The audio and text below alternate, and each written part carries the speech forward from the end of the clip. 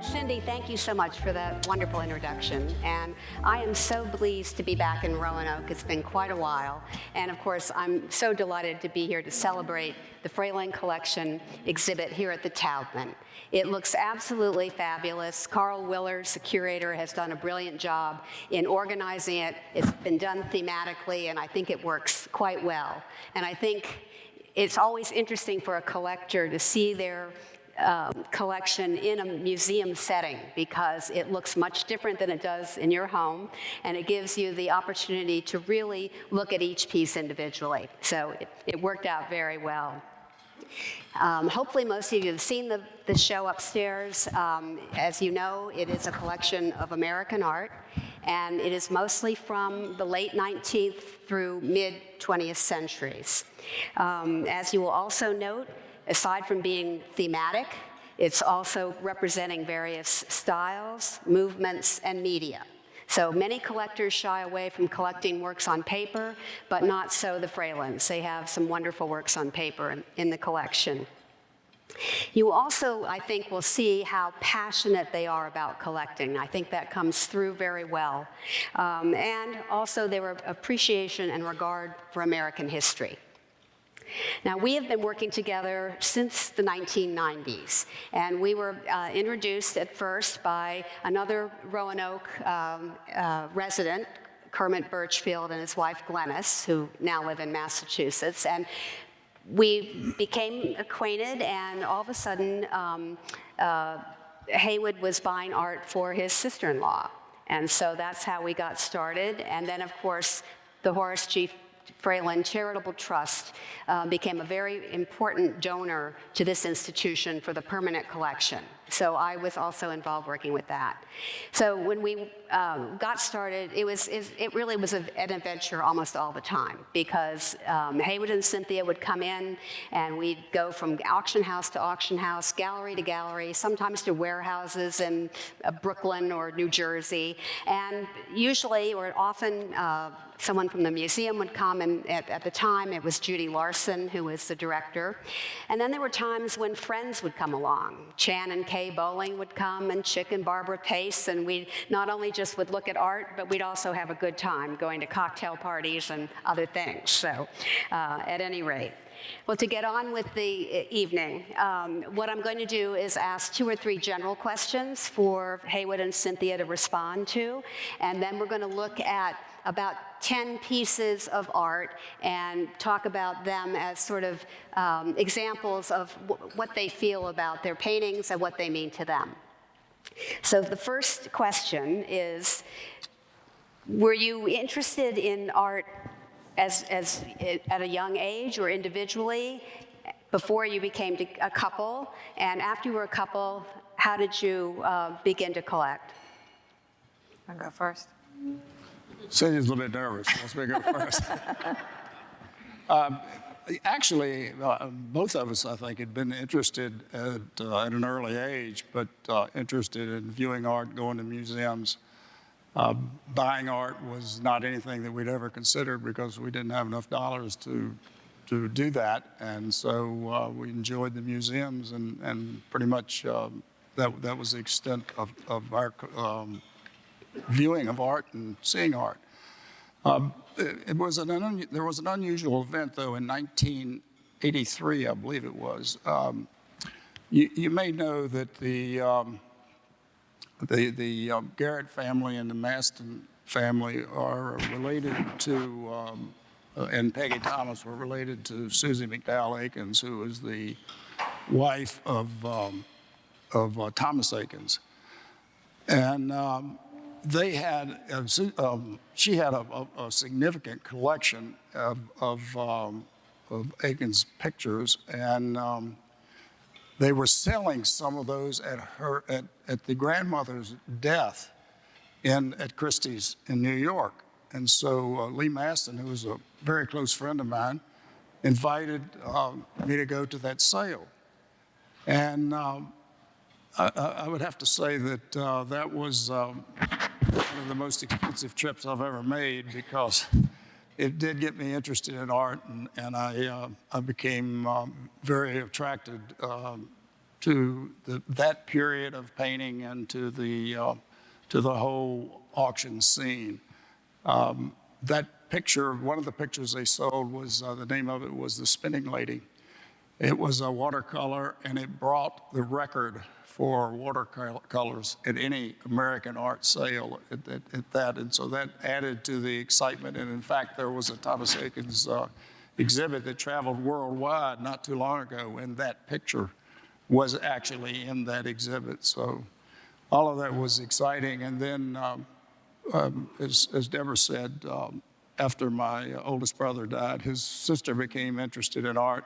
We started acquiring some pictures for Anne, and then after her death, we started investing in pictures for this museum. I think there were 22 of them, 23 of them. And they are on exhibit upstairs, and so that's, the rest is history. You want to add anything to that? Well, for me, when I was in college, every time that you had an elective that you could choose, I always chose art history. And the astonishing thing in the 70s, I'm going to date myself, in the 70s, when you finished your art history classes, they stopped completely at French Impressionism. I mean, you might have gone into Jackson Pollock and Mark Rothko and the later modernists, but they really didn't have any of the paintings that we have upstairs. So when I was in my 40s, I went to Kermit and Glennis's house in Boston and then in Gloucester, Massachusetts. And it's the first time I'd really seen American art of the Eight, which is a group that we've collected strongly, and Impressionists and things. And it was just like I awakened to this wonderful new art group that I just didn't know about. And I've loved all of them ever since. But before I married Heywood, when I had my young children, I would go to the sidewalk art shows in Stanton, Virginia, where I lived at the time, and I would buy things for the children's rooms. And there was one artist, Marcia Heatwell. Some of you may have known her because she used to come here, Marcia Heatwell. And she did wonderful animals. Diane Elliott knows who she is. And they were just real, fun pictures of animals for children's rooms. So that was my first collecting experience was for my children's rooms. And then when you became a couple, you discussed whether or not you were interested in art. Well, I remember when we were dating, because for both of us it was going to be a second marriage, and so Heywood wanted to be sure we got this right. And he said, I think it might be important if we have some common interests that we share. And I said, well, we both decided that we both liked art. And I said, I love to go camping and hiking. And he said, well, I will never camp with you, ever. I will maybe take the occasional hike, but we're going to have to stick to art as our... Of course, there was also the UVA sports, scene, which I jumped in with both feet to his interest. But... Yeah, well, and so how did you always want to focus on American art? How did you decide to focus on American art?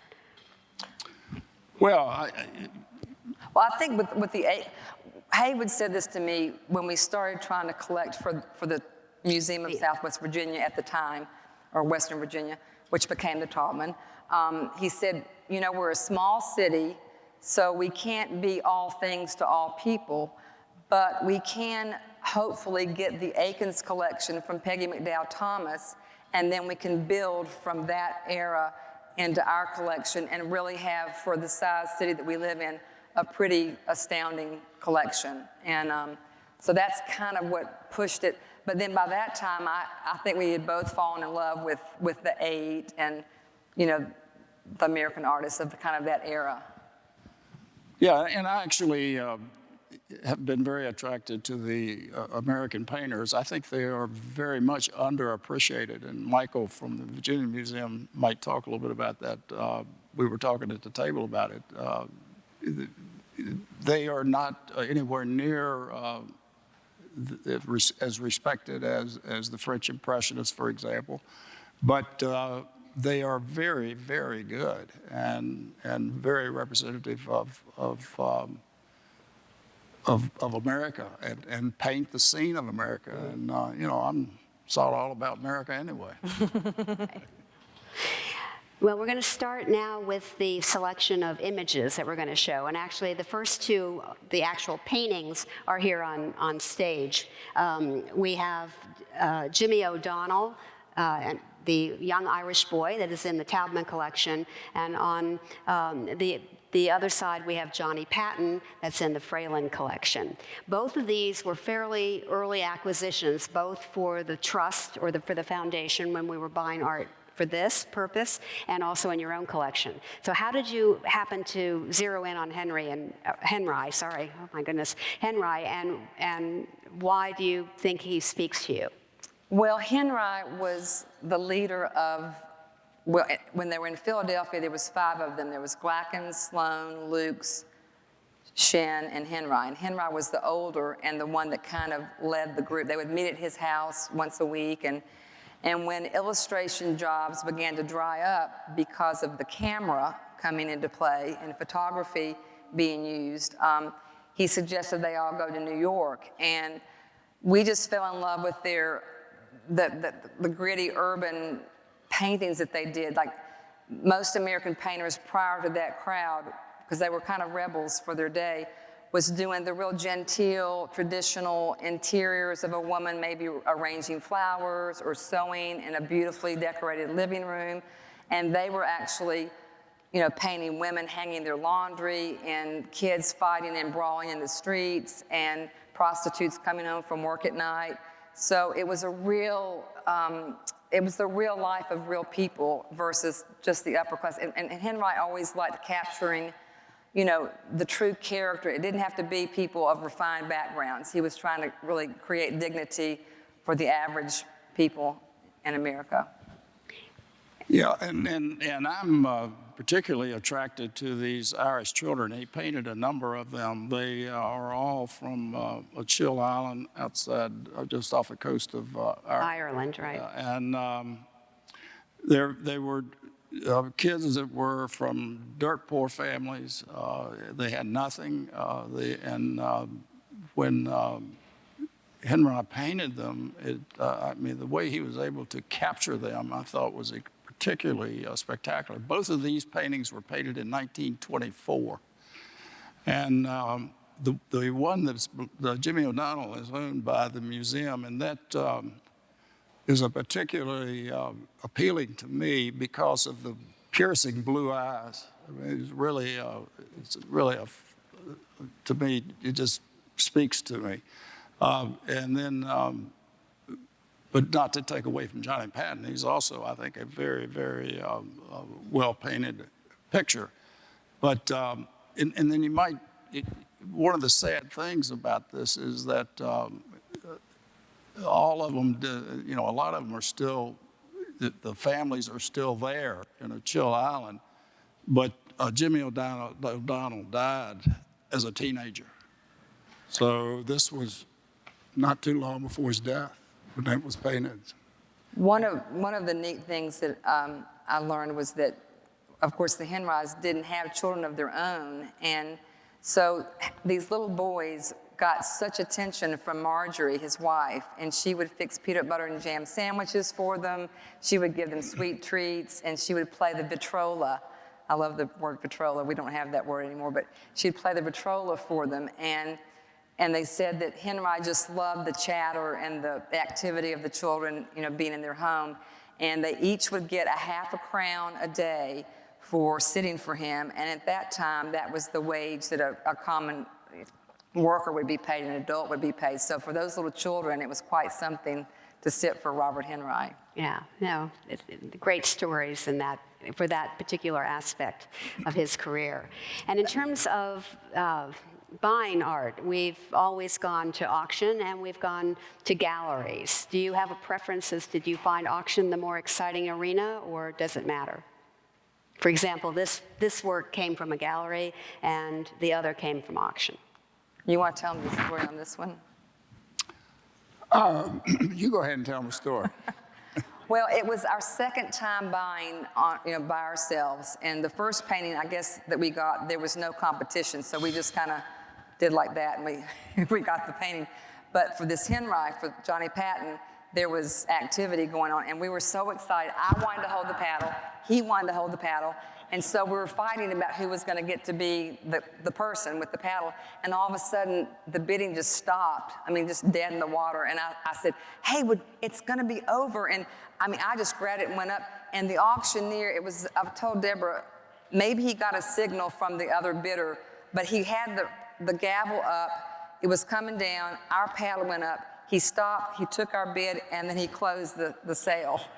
And so it was really exciting at that particular time. Yeah. But from that day on, we've had Debra. Debra holds the paddle now. Well, and it's always very interesting because we always decide what our limits are before the sale. But when Heywood and Cynthia are able to come, they always sit in the front of the room, and I usually like to sit towards the middle or the back so I can sort of see what's going on. So most of the time they'll know if we're the winners, but sometimes if I'm on the wrong foot, which unfortunately happens once in a while, we don't make it. But for the most part, I think we do pretty well. I sit up a room so I can hear. Yeah. Okay, so now we're moving from the Ashcan School to Impressionism. Much of the collection includes works by major Impressionists like Child Hassam, as you see here on the screens, William Merritt Chase, Edward Podhast, and others. So what speaks to you about Impressionism, or in particular, maybe these two pictures?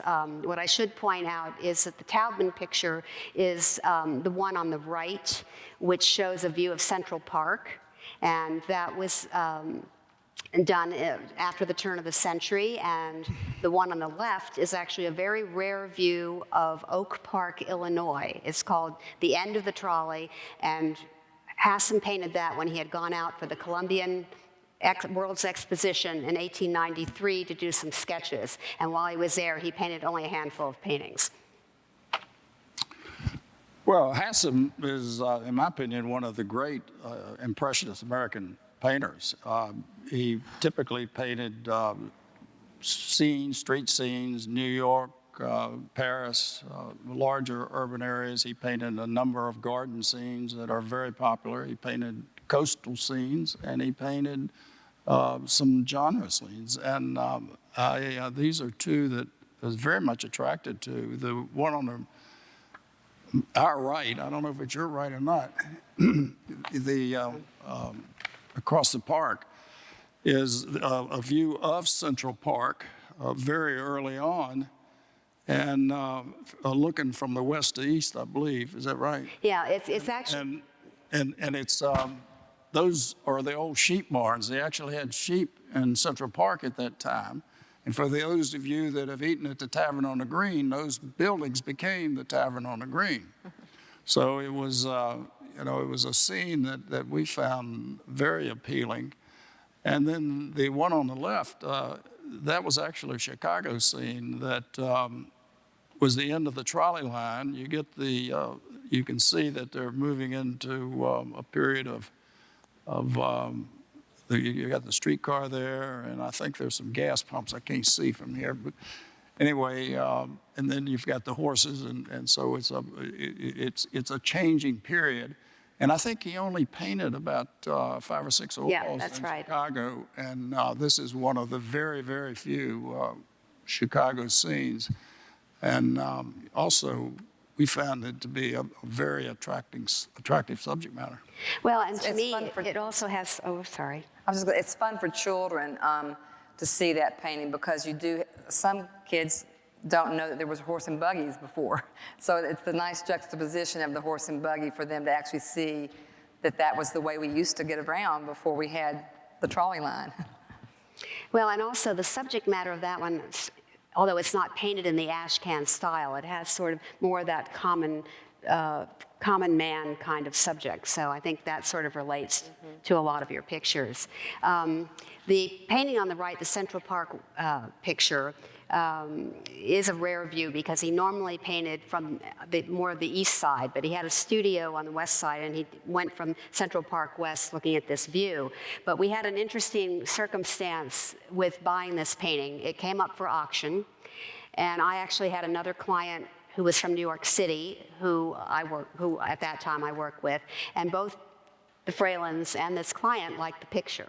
So I had to tell both of them that I had interest from both of them, and I wasn't really sure what we should do. And my client in New York said, well, I really want the picture, but I think what we should do is flip a coin. And we'll flip a coin right before it goes up, and we'll decide. And we had sort of decided, both of them had decided more or less what they were going to bid. And part of the thing, too, is they didn't want to bid against one another. So at any rate, the Fralins won the toss. And so the Taubman is now the benefactor of that great picture. Now, one of Heywood's loves is Thomas Hart Benton. And so we are showing here two really wonderful examples. The one on the right with the cotton picker is, of course, here at the Taubman Museum. And the one at the left is a complete painting, but it's actually a mural study for a very famous mural that is at the River Club in Kansas City. And the River Club actually overlooks the Missouri River and is at a point that is called West Point Landing. And that was the area where Lewis and Clark went to depart to go to the Northwest Territory. And it's also the spot where pioneers who were going on the Santa Fe Trail would take off. So it's a very important site for the westward movement. But why did you select these two pieces? Well, I'm a big fan of Thomas Hart Benton, as Debra said. I mean, he paints unlike any other painter I've seen. He has this sort of an undulated, elongated brushstroke that creates figures that they look realistic, but yet they're just a little bit distorted. And I find it very appealing, and certainly he was. His subjects were very American. The one on the right that belongs to the museum, he actually visited Georgia and painted that from his notes. He did not paint it while he was in Georgia. He came back to his studio and painted it from his notes. And then, of course, the one on the left, the mural, is just a story of the history of the founding of America. And so it's to me, is a very appealing subject. Well, there's a cute story. I was reading up on the mural painting, and so Benton was struggling to paint the mule. You can see there's a mule in the painting. And he said to his friend Randall, he said, mules are just different than horses. I mean, I'm going to have to get myself a mule and put it into action so I can see how to paint it. So they started together searching for the mule, and in 1956, they found there were not too many mules around that were riding mules. But they finally found one, and poor Randall, the buddy, was set to task just to ride the mule back and forth in front of Benton while he was sketching to get how to draw a mule. I just thought that was they go to a lot of trouble for these paintings. Sorry. Actually, of interest, there's a Senator Benton from Connecticut, I believe, that actually owned the mural. Mural. Yeah. So. But he was not related to Thomas Hart Benton. He was a Benton, and he was a senator. He was also the publisher of Encyclopedia Britannica. So a little tidbit there. But one thing that's also interesting about the Benton of the cotton pickers is that it actually belonged to a collector in Philadelphia named Irwin Bernstein. He's not a household name, but he had a very good eye, and he collected a lot of modernist and regional pictures in the early 20th century. And this was sold at auction where we bought it. But several years later, I was fortunate enough to meet his son and daughter, and they had a couple of other paintings to sell. And one of them is a wonderful Guy Pen du Bois of a French racetrack scene, and the Virginia Museum just bought it, and it's a wonderful thing. So if you ever go to the Virginia Museum, you have to take a look. Can you hear me in the back? She says I'm not talking loud enough.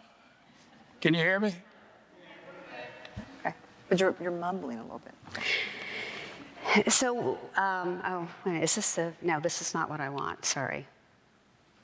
This is what I want. Yeah. Okay.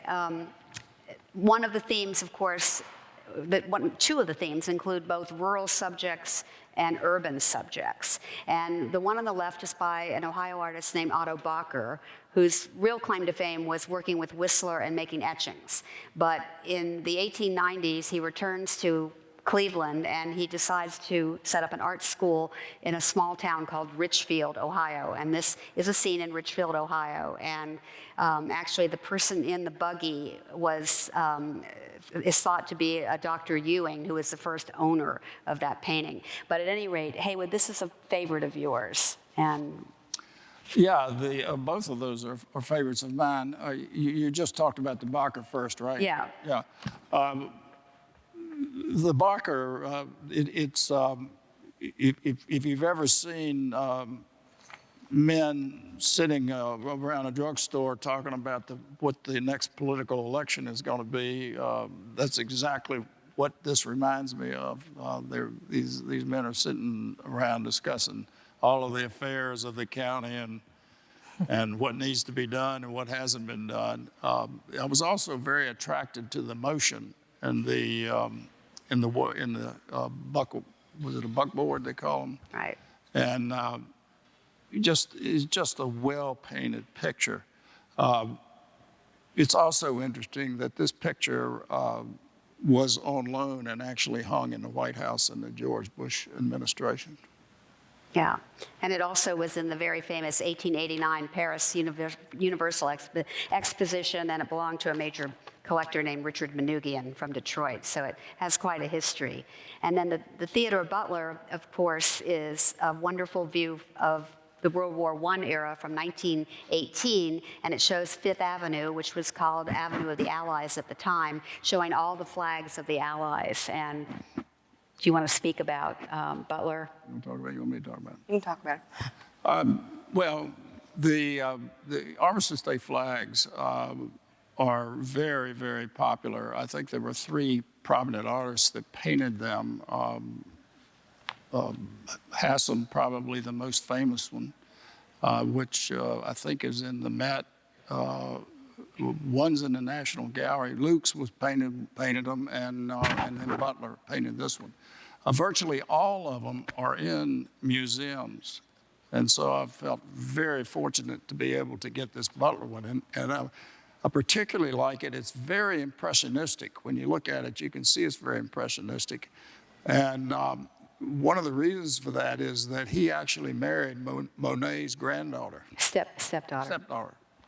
And so he knew the Monet family very well, and you can see the Monet influence in his painting when you really when you look at it close. So it's to me it's a really, really fortunate painting to be able to acquire. There just aren't any out there anymore. Right.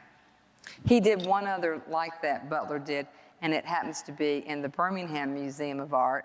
Yeah. And when I was comparing the two, I have to say to Kay Bowling that this one's a little bit better than the one in Birmingham. Turning to a couple other members of the 8, we have John Sloan, whose view of Santa Fe in 1919 is on the left, and a very rare work by George Lukes, which shows a speakeasy, and that was a subject that was pretty much taboo for anyone to photograph or to paint, because of course they were secret places during the Prohibition. Okay, the Lukes is a spectacular picture. The name of it is The Noble Experiment. It is that's a speakeasy that is painted. You don't find many pictures of speakeasies, and The Noble Experiment is Prohibition.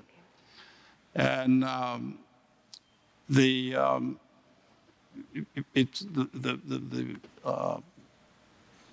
picture they painted there, he painted in a very refined manner a person in a black tie and a top hat, and it's an actual person. It was Harrison Tweed, who was a lawyer in one of the most prominent New York law firms that's still in New York today.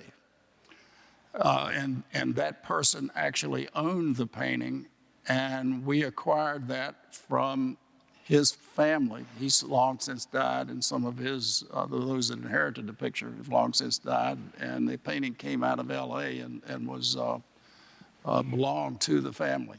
But you also see the person dressed in the white uniform, that is a street cleaner in New York. And at the time, the street cleaners in New York wore those white uniforms. And then you see two women in the background, and women would never, in that period of time, want to be caught in a speakeasy.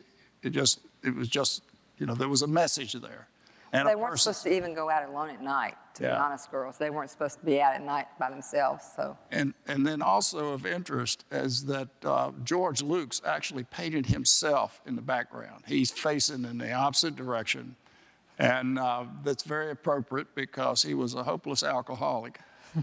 And unfortunately, And against prohibition. and a lot of his paintings were not very well preserved because he was not taking very good care of them. He was and other things. And Harrison Tweed often got him out of both business scrapes, maybe his drunken situation, as well as 2 divorces. So they were quite tied together. The challenge with this particular painting is its size. It's 80 inches by 63 inches. So when Heywood and Cynthia decided they liked it, I thought, where are they going to put it? And they thought the same thing. So we sent a shipper down with it, and we experimented to see if it would fit. And Well, I remember I said, Deborah, if we get it to my house in Roanoke from New York and it doesn't fit, then what do we do? And she said, well, the shipping team was going to head on down to Florida after they dropped it off, and I'd have a couple of days to decide if it did fit, if I wanted to keep it.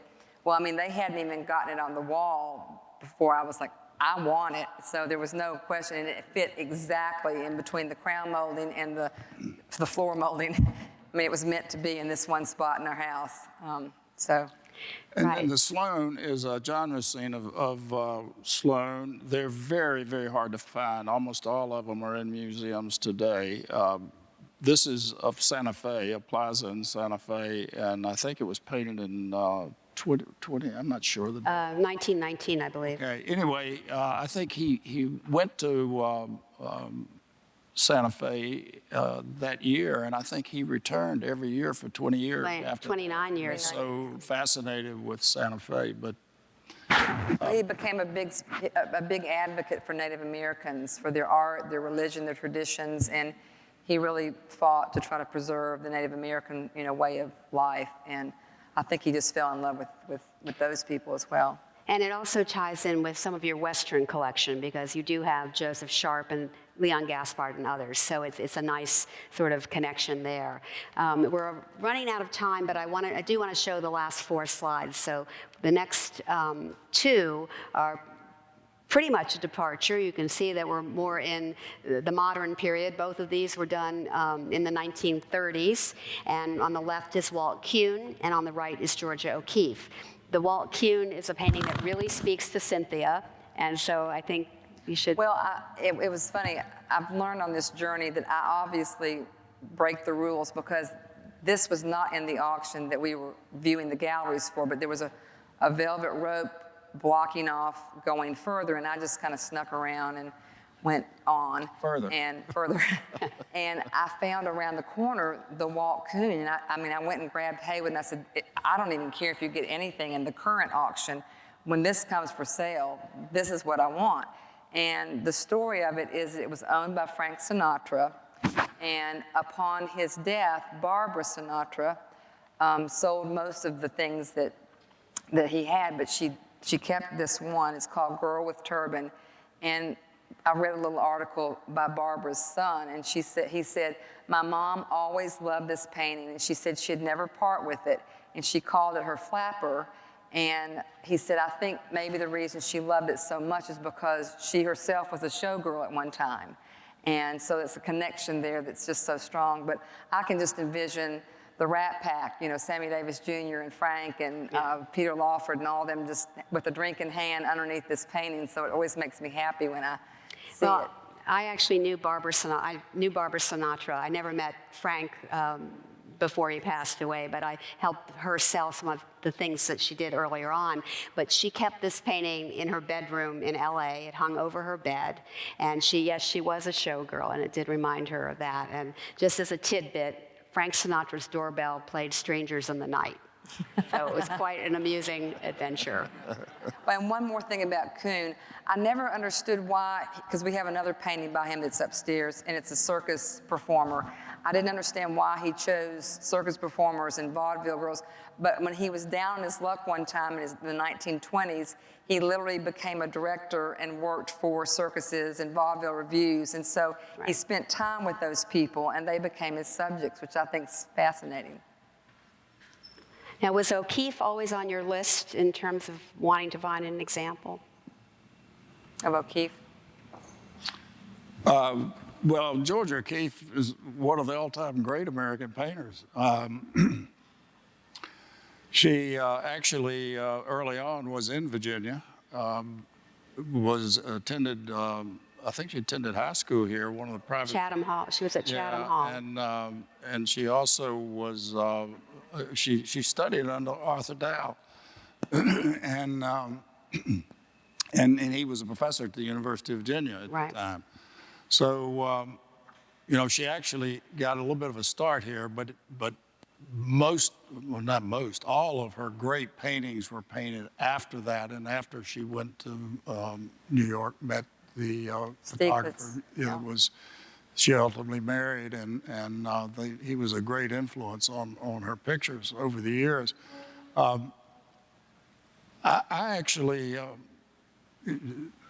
I found Georgia O'Keeffe hard to. There were some of her pictures were so bold that I had a hard time being attracted to them. But this one to me is very refined, and really the detail is spectacular. And so this one was very appealing to me. It's only about this big, and she had a story that I read that she grew up in the Wisconsin area, and she'd never seen the ocean or heard the sea, and she was visiting her grandmother's, and of course her grandmother had a seashell collection, and Georgia was not to touch it, but she would sneak in, and someone had told her if she put the shell to her ear, she would hear the ocean, and she said what a magnificent thing that was, since she had never seen it or heard it before. But I think it's a good example of when good things come in small packages, spectacular paintings can come in very small sizes. Yeah, and most of her paintings were smaller. There were not very many huge paintings that she painted. Well, she did some big ones. Well, this, of course, shows that you've constantly been forward-looking, because in the beginning we're looking more in the late 19th and early 20th, and now branching toward mid-20th century. But just to finalize, the last two, these are by Norman Rockwell. And again, I think it's always been a favorite of both. His work has been a favorite of both of yours. And of course, from decades, he was ignored because he was an illustrator and everyone thought that his work wasn't up to par. And it's only been recently he's been recognized otherwise, and his paintings are even now sold internationally. So his work has come into a different level. I have a quote I just want to share that Rockwell said. He said, "Without thinking too much, I was showing the America I knew and observed to others who sometimes I thought might not notice, and thank goodness for his observations." Well, the one on the right belongs to the museum. We're very fortunate to get that one because the owner of the National Illustrators, or American Illustrators Museum, at the time they weren't using the phones anywhere near to the extent that they are now in the auctions. And she was on her way to the auction and got tied up in traffic and didn't make it. Get there. Right. There weren't cell phones. Well, people weren't using So we were quite fortunate to buy that picture. And the picture actually, we happened to be in New York and just went to the Brooklyn Museum because we hadn't been before and wanted to see the Brooklyn Museum. And they had, and we didn't know that the Rockwell exhibit was there, but they had a Rockwell exhibit that was titled Rockwell in His Pictures. And it showed how he took a lot of photographs early on to decide how he wanted to arrange the figures in the picture. And this was the lead picture in the entire exhibit at the Brooklyn Museum. It was quite interesting to see that. The one on the left, actually, he gave to his aunt And that stayed in the Rockwell family for years. It was on the Collier's magazine in 1919, I think. Yes. And the one on the right was on Saturday Evening Post in 1946. But they were both covers of magazines. Well, to wind up, I have two questions. One is, do you always agree with each other when you're buying? Well, we usually work it out. There's just one time he went off to New York without me, and I said, the last thing I said to him, he was going with a friend, and I said, just don't, we didn't have any more wall space. I said, don't come home with something really big. And he came home with the Thomas Dewey that's upstairs, which is just ginormous. And so that would be one moment when he didn't listen to heed my advice. But it is a fabulous painting, and it's in a Stanford white frame, which is very, very special. So I couldn't be but so upset with that. For the UVA folks, Stanford White is the one that designed the rotunda when it was burned and it was rebuilt. And then he also redesigned that frame around that picture. Yeah. Well, it's a major example by that artist. And finally, what is your favorite painting? Well, we I always just talk love- about I we love get asked that question a lot, and I think it tends to be the last one we bought. Whatever that is the one that we're most enamored with, and then until we get another one, and then we're really excited about the next one. Well, thank you all for listening to our little interview here.